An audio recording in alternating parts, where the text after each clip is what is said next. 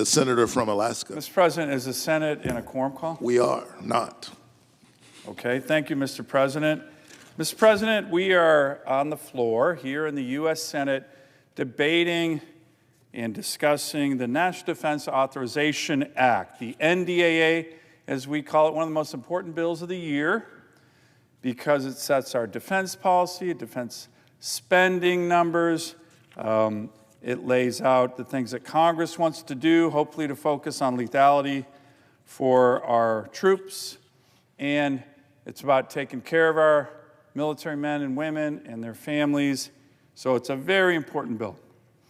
We're here, end of the year, unfortunately, and I'm going to complain a little bit, Mr. President. We got this bill done in June in the Senate, never brought it to the Senate floor. And I'm just going to be a little blunt. It's the majority leader, Senator Schumer, doesn't prioritize national defense. He doesn't. Every year the NDAA, under his leadership, has come to the floor at the very end of the year. No chance to amend it. No Senate floor vote. It's wrong, Mr. President, that we don't prioritize it. He doesn't prioritize national defense. We're looking at one of the most dangerous periods that we've seen since World War II. Dictators on the march around the world, Russia, China, Iran, North Korea, they're all working together. And look at what we're doing with regard to defense spending. We are hitting, with President Biden, you look at that 3% of GDP. We've been at 3% of GDP or lower only 3 or 4 times since the end of World War II. That's not a number you should aspire to if you want a strong American defense, especially during a dangerous time. But we're going down, 3%. The Biden budget would bring us to below 3% next year. And so again, Mr. President, this is being jammed through the end of the year. We never debated on the Senate floor. We did a lot of good work in the U.S. Senate. I want to particularly do a shout out to Senator Wicker, the ranking member of the Armed Services Committee. He will be the chairman of the Armed Services Committee starting in January. That will be really great for our military, for our country. And in our bill, we got an additional $25 billion added to the Biden budget to make our military stronger.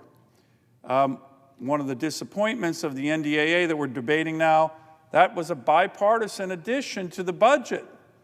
Remember, it's a Democrat-controlled Senate, a Democrat-controlled Armed Services Committee. I do want to do a shout-out to Senator Jack Reed, the chairman, as well. Senator Wicker's leadership got us an additional $25 billion, which we need. Our military needs, our troops need, their families need. And this final bill just leaves that on the cutting room floor. Hey, it's one of the reasons I was thinking about voting against the bill, but there's a lot of good things in the bill. So we don't want to be at this level, Mr. President, but we all got to come together here, Democrats and Republicans, recognizing the dangerous world in which we are now living. Now, some of the good things in the NDAA, I do want to do a shout out to the work that was done, particularly as it relates to pay raises for our most junior enlisted service members. These are the pay grades E1 to E4, and they're going to get a 14.5% pay increase. That is very significant. As a matter of fact, I've been doing this for almost 10 years now. That's the biggest pay raise I've seen ever, Mr. President, and they needed it. Our troops need that money. Their families need that money. Inflation has been really, really undermining their ability to live on bases in Alaska or Georgia or other places. And there's been a recruiting crisis in our military. I think it has a lot to do with the leadership of the Biden administration. In 2024, Army, Air Force, and Navy all once again failed to meet the recruiting goals. So this pay raise is needed. This pay raise will help. So that's a big positive about this bill. Some other things, Mr. President, it improves the support for Israel and its capabilities against Iran during this very existential threat time that Israel is facing. We are starting finally in this bill to reverse the shrinking United States Air Force, and we're starting to finally attack the issue of Navy shipbuilding. We are in the worst crisis in almost 50 years in terms of building ships for our country. That's a bipartisan assessment by the Congressional Research Service saying manning, maintaining, and building ships hasn't been this bad in almost a half century. We got to get on this. Chinese are building ships at the rapid rate, and we can't build anything. So we're starting to turn that around. This bill should start turning that around. President Trump and his team, I'm really hopeful, are going to turn that around. I've talked to President Trump about this very topic, our very weak industrial base, and how we are getting outbuilt by the Chinese. We need to turn that around. And of course, Mr. President, I was honored to work hard on some really important things for the great state of Alaska, who the father of the Air Force, General Billy Mitchell, called Alaska the most strategic place in the world. It is. Our enemies know that, and Americans should know that. So we are building up our military in Alaska. I consider Alaska contributing. Our great state contributes many things to our nation's defense. I like to say there are three pillars of the strength of Alaska for America. We are the cornerstone of missile defense. All the missiles that would intercept anything shot at New York or Miami or Chicago, they're all based in Alaska with the exception of 4 at Vandenberg Air Force Base. All the radar systems that track these missiles, again, are all based in Alaska. We are the hub of air combat power for the Arctic and Asia Pacific. We have over 100 fifth-generation fighters, F-22s, F-35s, in Alaska. No place on the planet Earth has that kind of fifth-gen combat capability. And, Mr. President, we are the place where expeditionary forces, now the 11th Airborne Division for the U.S. Army, can deploy at a moment's notice anywhere in the world because we're so strategic. So those are the 3 pillars, Mr. President. We're going to build on those pillars in this bill. I was able to get close to $750 million in military construction for the great state of Alaska. And that's good for Alaska, it's good for our economy, good for our workers. But most importantly, when we're talking about national defense and the NDAA, Mr. President, it's really good for the national security of America. So, Mr. President, overall, I'm going to be supporting this bill.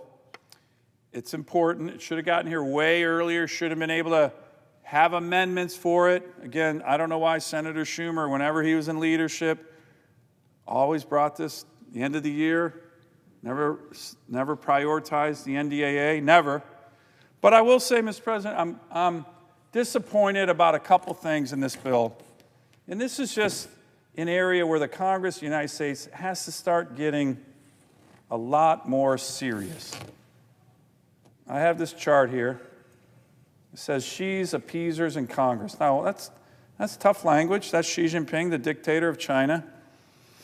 But, Mr. President, I and others had some provisions. I'm going to mention a few of mine, 3 of mine, that were focused on going after the Chinese Communist Party. Very bipartisan provisions in the NDAA. And yet, somebody in the middle of the night, I don't know who, an appeaser for Xi, strips these measures out of the bill, and the final bill doesn't have them. The final bill doesn't have them. And these are the most bipartisan things.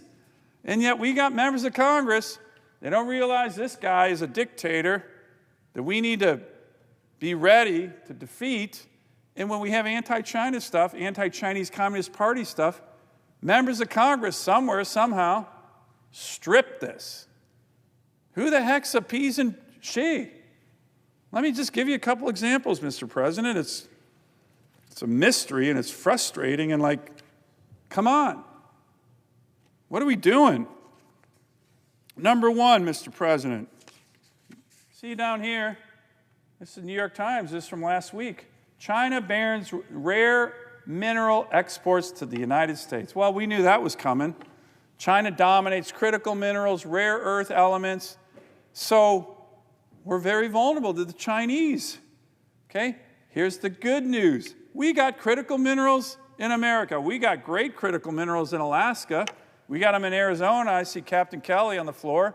We got minerals that can make our country less dependent on China when they blackmail us like this. So I had a provision, Mr. President. We have a road in Alaska to go to what's called the Ambler Mining District. It's got critical minerals, one of the biggest sources of critical minerals in America. So we have a road. Previous administrations, starting with President Obama, President Trump, certified this road right away. Of course, President Biden, who will listen to the radical environmental groups no matter what, even when it makes us weaker to China, he killed the road. And in the markup of the Senate NDAA bill, I said to my colleagues, we need this road because it's going to make us less dependent on China. And guess what? That provision in the Senate NDAA passed 20-5. I believe the presiding officer voted for it. Bipartisan, everybody agreed. We need to do more to have our own critical minerals so we're not dependent on China. So that was good. It was good for our country, good for our military, good for Alaska. And yet somebody stripped it out. I heard it was Hakeem Jeffries, minority leader. I don't know, maybe he's pro-Xi Jinping, but he stripped out the provision that was going to make us stronger in terms of critical minerals. The week that the Chinese said they're going to ban exports of critical minerals to America. Good job over there, minority leader Jeffries. Way to go. I'm sure Xi Jinping was applauding your actions. Second, Mr. President, now this one might seem a little bit small ball, but it was important to me and I think is important to America. Somehow, some way, the Chinese have dominated global fishing, okay? They are the largest seafood producer and consumer and exporter of fish, rising to almost $93 billion in 2023. But here's the deal, Mr. President. They use ghost fleets. They have a horrible environmental record. They use slave labor on their ships. They are about as bad as it gets in global fishing. Well, a constituent of mine back home said, hey, Senator, why are we selling Chinese communist fish to our military members, to our commissaries, to our chow halls, soldiers, Marines, sailors eating this fish? It's horrible fish, by the way. Why are we selling this to them? Why is our military buying communist fish from the Chinese when they can buy great Alaskan seafood, freedom fish? Why? I don't know. It's a great question. So I had a provision saying, hey, you think the Chinese are letting their military eat great Alaskan freedom fish? You think the Chinese buy Alaskan fish? They don't. So why the heck are we buying Chinese fish? So I had a provision in the NDAA in the Senate that says our military, our commissaries, our chow halls, our soldiers, our sailors, we're not going to buy Chinese communist fish. Why should we help those guys? They don't buy our fish. Let's eat American fish, Alaskan fish, Mississippi fish, Maine lobsters. Mr. President, that vote in the Armed Services Committee on which you sit with me passed unanimously. Unanimously. Everybody agreed. Heck, why are we buying Chinese communist fish? Let's buy Alaskan fish for our troops.